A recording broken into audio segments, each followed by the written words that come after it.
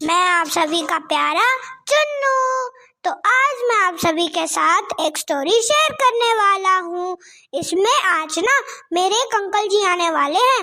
वो ना मुझे हर वक्त कहानी सुनाते थे, तो मैंने सोचा एक बार ये कहानी आपके साथ शेयर करूँ, क्योंकि अंकल जी बहुत अच्छी अच्छी कहानियाँ सुनाते हैं। तो चलो मैं आपको उन अंकल जी से मिलवा देता हूँ। एक बार मैं उनसे फोन पे जरूर बात कर लेता हूँ। हेलो, हाँ अंकल जी नमस्ते। अंकल जी अब आप कुछ दिनों से दिखते नहीं, क्या दिक्कत हो गई अंकल जी? हाँ अंकल जी, आपका प्यारा चुन्नू आपको याद करता है। आ जाओ अंकल जी, मैं फ्लैट नंबर 32 में रहता हूँ, आ जाना। आज शाम तक मैं फ्री हूँ, मैं तो आज तो पूरा दिन। अगर आपको लगा तो आज आप आ सकते हो। जी अंकल जी, आ जाना शाम तक, मैं फ्लैट नंबर 32 में रहता हूँ।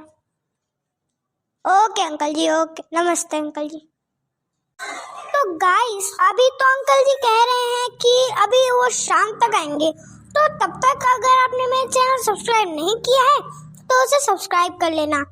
बेल आइकन प्रेस नहीं करा है तो बेल आइकन भी प्रेस कर देना, ताकि मेरी और वीडियोस आप तक पहुंचती रहे। तो गाइस चलो फिर हम वेट करते हैं अंकल जी के लिए। नमस्ते अंकल, कैसे हो आप? गुड इवनिंग अंकल जी। नमस्ते चुन्नू बेटा, तुम कैसे हो?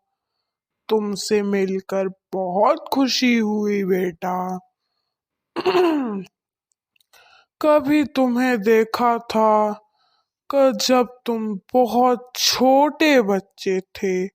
अब तुम्हें देखकर बहुत रोना आ रहा है, क्योंकि अब तो हम बस हो चले। ऐसी बातें नहीं बोलते अंकल, शुभ शुभ बोलो। बहुत बढ़िया चुन्नू बेटा। अब तुम्हें क्या कौन सी स्टोरी सुननी है बेटा? अंकल एक दिन आपने मेरे को प्रायश्चित की स्टोरी सुनाई थी ना, मेरे को वो वाली स्टोरी सुननी है। अच्छा चुन्नू बेटा, तो किस किस को मेरी स्टोरी सुननी है ना, वो अपने बात कमेंट बॉक्स में लिख डाली। प्रस्तुत कहानी में हास्य व्यंग्य के माध्यम से समाज के फैले अंधविश्वास में करारा प्रहार किया गया है। प्रायश्चित के नाम पर कुछ लोग भोले भाली जनता को बेवकूफ बनाते हैं। कहानी है बड़ी पुरानी। रामू की बहू घर में किसी से घृणा करती थी, तो वो थी कबरी बिल्ली। कबरी बिल्ली किसी से प्रेम करती थी, तो वो थी रामू की बहू। एक दिन रामू की बहू ने तरह तरह की चीजें लगाकर खीर बनाई। खीर में सोने का वर्क चिपकाकर उसे ऐसे ऊंचे ताक पर रख दिया जहाँ कबरी बिल्ली ना पहुंच सके, और चली गई सासू माँ के लिए पान लगाने। वहां कबरी बिल्ली ऐसी कौन सी जगह नहीं हो सकती है जहां वो चढ़ सके। कबरी बिल्ली ने कटोरे को सूंघा, उसमें क्या है अंदाजा लगाया और मापा कितनी ऊंचाई है उसकी, और झट लगाई छलांग। कटोरे पे लगा पंजा, कटोरा गिरा नीचे धड़ाम। वहां इतनी झंझनाहट की आवाज से कटोरा गिरा कि रामू की बहू सासू माँ पर पान फेंक के चली आई। दौड़ती आई, बिल्ली को देखा कि वह कटोरा नीचे गिर गया, तो बिल्ली डट कर खीर खा रही है। वहां पर रामू की बहू ने पाटा लेकर लौटी, तो उसने खूब दम अपना सारा बल लगाकर पाटा बिल्ली पर पटक दिया। कबरी ना हिली ना डुली, ना चीखी ना चिल्लाई, बस एकदम पलट गई। आवाज जो हुई तो मेहरी झाड़ू छोड़कर, मिसरानी रसोई छोड़कर और सास पूजा छोड़कर घटना स्थल पर उपस्थित हो गई। मेहरी बोली, अरे राम, बिल्ली तो मर गई माँ जी, बिल्ली की हत्या बहू से हो गई है, यह तो बुरा हुआ। मिसरानी बोली, माँ जी, बिल्ली की हत्या और आदमी की हत्या बराबर है, हम तो रसोई ना बनवाएंगे जब तक बहू के सिर हत्या रहेगी। सास बोली, हाँ ठीक ही तो कहती है, जब तक बहू के सिर हत्या ना उतर जाए तब तक ना कोई पानी पी सकता है ना खाना खा सकता है। बहू, यह क्या कर डाला? पहरी से कहा, जल्दी दौड़कर पंडित जी को बुलाओ। बिल्ली की हत्या की खबर बिजली की तरह आस पड़ोस में फैल गई। पड़ोसियों की औरतें का रामू के घर तात बन गया। पंडित जी परम सुख को जब यह खबर मिली, उस समय वे पूजा कर रहे थे। खबर मिलते ही पूजा छोड़कर उठ खड़े हुए।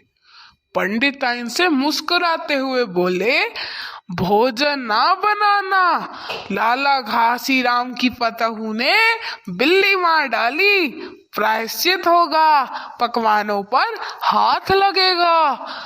कहा जाता है कि मथुरा में जब पंसेरी खुराक वाले पंडित को ढूंढा जाता है था, तो पंडित परम सुख जी को उस सूची में प्रथम स्थान दिया जाता था। पंडित परम सुख पहुंचे और कोरम पूरा हुआ।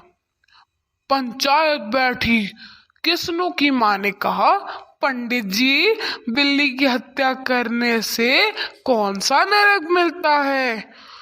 पंडित परम सुख ने पात्र के पन्ने उल्टे, अक्षरों पर उंगलियां चलाई, माथे पर हाथ लगाया और कुछ सोचा।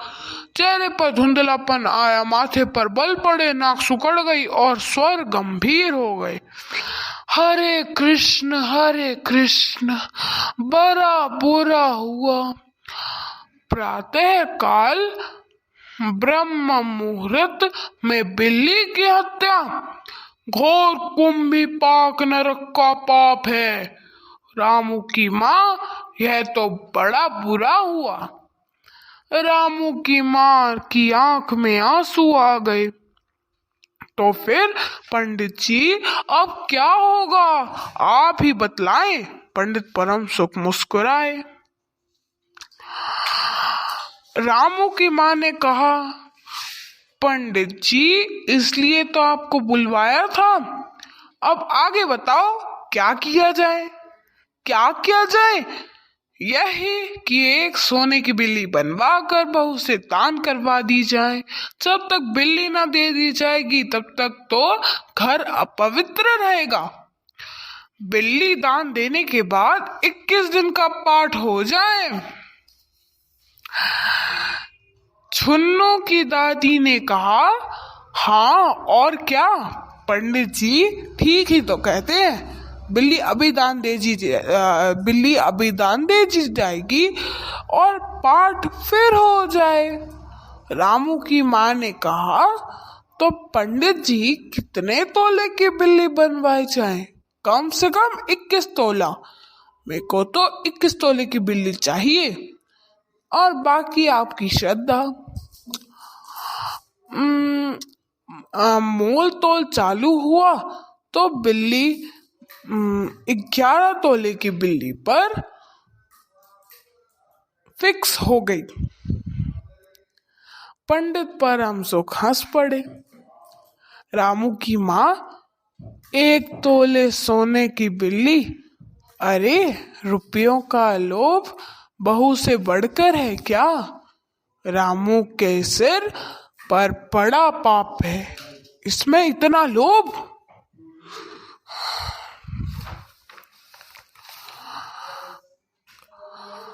पूजा में सामान कितना लगेगा? अरे कम से कम सामान में पूजा कर देंगे। दान के लिए 10 मन गेहूं, 1 मन चावल, 1 मन दाल, भर मन तिल, 5 मन जौ, 5 मन चना, 4 पंसेरी घी और मन भर नमक भी लगेगा। बस इतने में ही काम चल जाएगा। अरे बाप रे, इतना सामान! पंडित जी, इसमें तो 150 रुपए खर्च हो जाएंगे। रामू की माँ ने रुआसी होकर कहा, पर इससे कम तो नहीं, काम नहीं चलेगा। बिल्ली की हत्या बड़ा पाप है। खर्च देखते वक्त पहले बहू के पाप को भी तो देखो। यह तो प्रायश्चित है, कोई हंसी खेल थोड़ी है। 21 दिन के पाठ में 21 रुपए और 21 दिन तक दोनों वक्त 5-5 ब्राह्मणों को भी भोजन करवाना पड़ेगा। कुछ रुककर पंडित परम सुख ने कहा, इसकी चिंता मत करो, मैं अकेले दोनों समय भोजन कर लूंगा और मेरे अकेले करने से 5 ब्राह्मणों का भोजन का फल मिल जाएगा।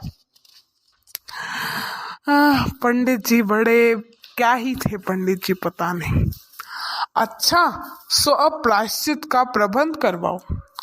रामू की माँ 11 तोला सोना निकालो और मैं उसकी बिल्ली बनवा लाऊंगा। 2 घंटे में मैं बिल्ली बनवा कर लौटाऊंगा। जब तक पूजा का सब प्रबंध करके रखो और देखो, पूजा के लिए जो आपको ठीक लगे वो आप ले लेना। पंडित जी की बात समाप्त भी ना हुई कि मेहरी हाफते हुए कमरे में घुस आई। सब चौंक उठे। रामू की माँ ने घबरा कर कहा, अरे क्या हुआ री? मेहरी ने लड़खड़ाते स्वर में कहा, माँ जी, बिल्ली तो उठकर भाग गई।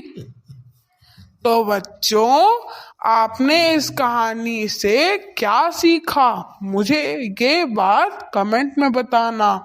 और ये कहानी आपको कैसी लगी, आप मुझे लाइक देकर बताना। तो धन्यवाद बच्चों। थैंक यू अंकल, आपने मुझे और मेरे दोस्तों को इतनी अच्छी कहानी सुनाई। नहीं बेटा, ये तो मेरा फर्ज था।